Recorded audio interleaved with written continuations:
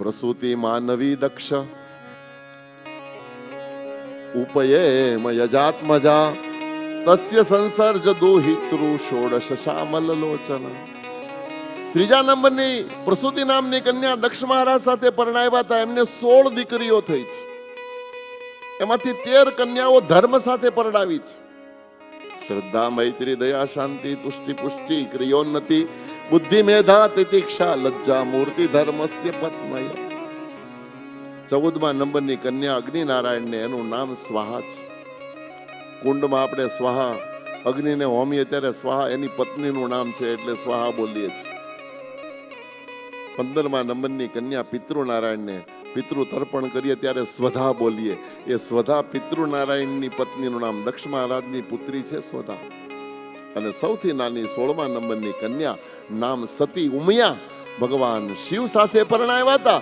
સસરા અને જમાઈ વચ્ચે દ્વેષ બંધાણો હતો. એ કથા સુખદેવજી મહારાજ રાજા પરીક્ષિતને કહે અને દ્વેષના કારણે દક્ષ મહારાજે કનખલમાં ભગવાન શંકરનું અપમાન કરવા માટે કનખલમાં યજ્ઞનું આયોજન કર્યું. કનખલ હરિદ્વારની બાજુમાં ગામ છે. બધાને નિમંત્રણ આપ્યા પણ શંકરને નિમંત્રણ નહીં.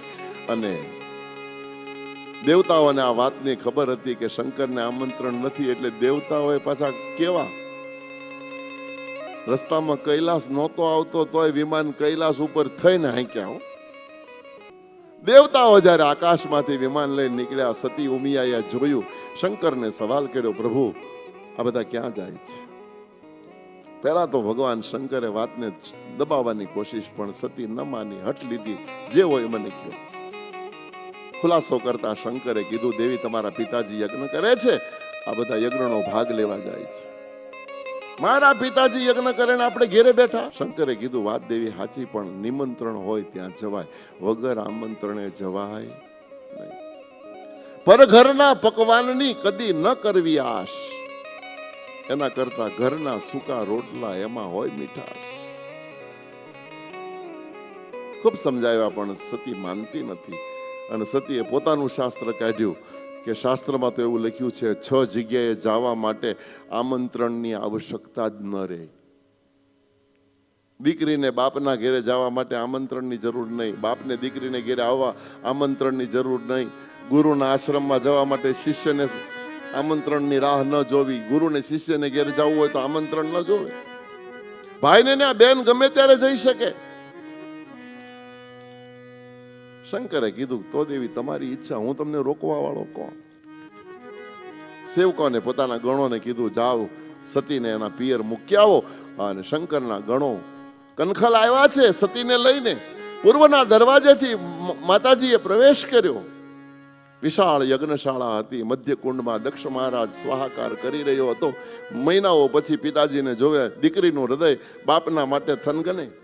દોડતી આવી પણ સતીને આવતી જોઈ અને દક્ષ મહારાજ મોઢું બગાડી ગયો. વિચાર કર્યો કે આને આમંત્રણ આપ્યું નહીં ને આ વાહે ઓલો ભૂતળો આવતો હશે. સતીએ જઈને પ્રણામ કર્યા, મોઢું આડું ફેરવી નાખ્યું. બિચારીને સતીને એમ કે હજી પિતાજીને ખબર નથી, હમણાં જોતાની સાથે મને વહાલથી બોલાવશે. બીજી વખત પગે લાગી, પિતાજી સતી આપની લાડકી નાની. બીજી વખત, ત્રીજી વખત જયારે મોઢું ફેરવ્યું ત્યારે સતીને વજ્રઘાત થયો કે મારા પતિદેવ મને અહીંયા આવવાની ના પાડતા હતા, મારે અહીંયા આવવાની જરૂર શું હતી? ક્રોધના આવેશમાં યજ્ઞશાળામાં સતી આંટો મારે છે. ઈશાન ખૂણામાં જોયું તો આજ ઈશાન ખાલી હતો. ઈશાન ભગવાન શંકરનું નામ પણ છે અને ઈશાન ખૂણો જગ્યા પણ ભગવાન શંકરની રિઝર્વ છે. કોઈ પણ જગ્યાએ કોઈ પણ દેવનો યજ્ઞ થતો હોય, ઈશાન ખૂણામાં શંકરને બેસાડવા જ પડે. શંકર આવે તો જ એ યજ્ઞમાં વિષ્ણુ આવે, અને વિષ્ણુ આવે તો જ એ યજ્ઞમાં બ્રહ્માજી આવે, અને બ્રહ્માજી વિષ્ણુ અને શિવ હોય તો જ યજ્ઞ થાય. અને આ 3 વગરના યજ્ઞને યજ્ઞ ન કહેવાય, એને હોળી કહેવાય, એને યજ્ઞ કહેવાય નહીં. શંકરને વિષ્ણુને બ્રહ્માને ક્યાંય ન જોયા. પોતાના સ્વામીનાથનું અપમાન સતીથી સહન ન થયું. પતિવ્રતા સતી નારી છે ને, પોતાના ધણીનું અપમાન ક્યારેય સહન ન કરી શકે.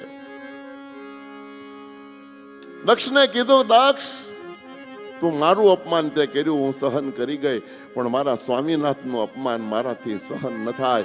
અને એ જ વખતે ક્રોધમાં પોતાના ડાબા પગમાંથી યોગા અગ્નિ ઉત્પન્ન કર્યો અને સતીએ પોતાના દેહને બાળી નાખ્યો. યજ્ઞ કુંડમાં સતીનો દેહ ભડભડ બળવા લાગ્યો. અને એ વખતે અટહાસ્ય કરતો દક્ષ પોતાના સેવકોને કે શંકરના ગણોને મારીને કાઢી મૂકો. દક્ષના માણસોએ ભગવાન શંકરના ગણોને માર્યો છે. નારદજી દોડતા કૈલાસ ઉપર ગયા. ભગવાન શંકરને કહે છે, પ્રભુ અનર્થ અનર્થ અનર્થ થઈ ગયો છે, બહુ માઠા સમાચાર લઈને આવ્યો છું. શંકરે કીધું, વાતમાં મોણ નાખવાનું બંધ કર ને જે હોય જલ્દી કે. તો પ્રભુ દુખી નહીં થાવ. બોલે નહીં દુખી થાવ, જે હોય કે. બોલે પ્રભુ સતીએ પોતાનો દેહ યજ્ઞ કુંડમાં બાળી નાખ્યો. સતીનું મૃત્યુ થયું છે.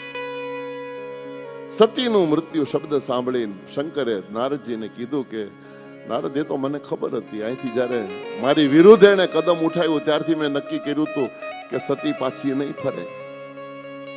નારદ, તમને ખબર હતી, જવા શું કામ દીધી? બોલે મેં ક્યાં મોકલી, મેં તો ઘણી રોકવાની કોશિશ કરી, પણ મારું માની નહીં અને સ્વેચ્છાએ ગઈ છે. અહીંયા આગળ એક સિદ્ધાંત સમજાવવા માંગુ છું કે સાક્ષાત શંકર સમજાવે છતાં જો સતી ન માની હોય, સાક્ષાત શંકર ના પાડે છતાં આજ્ઞા વિરુદ્ધ જ્યારે કોઈ પણ ભારત વર્ષની સન્નારી આજ્ઞા વિરુદ્ધ કદમ ઉઠાવે તો પછી શંકર પણ એને બચાવી શકતા નથી. શંકર પણ એને ન બચાવી શકે.